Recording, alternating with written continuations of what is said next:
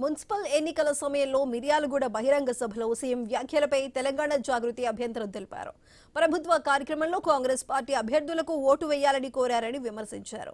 ఎన్నికల నిబంధనలను సీఎం ఉల్లంఘించారని ఆరోపించారు. ప్రజాధనాన్ని, అధికారాన్ని దుర్వినియోగం చేస్తున్నారని జాగృతి నేతలు మండిపడ్డారు. ఇలాంటి చర్యలను ఎన్నికల సంఘం అడ్డుకోవాలని Telangana Jagruthi working president Roop Singh demand చేశారు. ఎన్నికల commission assistant secretary Lingya Naik కు ఫిర్యాదు లేఖను జాగృతి నాయకులు అందించారు.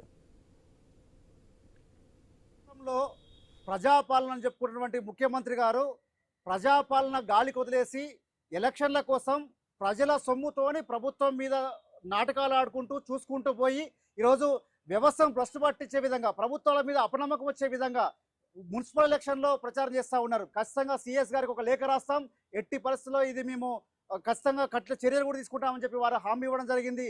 ఈరోజు రాష్ట్రంలో మీరు చేసినటువంటి ఏదైతే మున్సిపల్లో ఎలక్షన్లో ఈ రకమైనటువంటి హామీలు చేస్తూ ఉన్నారో, ఈ రకమైనటువంటి ప్రభుత్వ ప్రజాధనం నిరుపయోగపరమైన విధంగా చేస్తూ ఉన్నారో వాటిని తెలంగాణ జాగృతి పక్షాన తీవ్రంగా ఖండిస్తూ ఉన్నాం.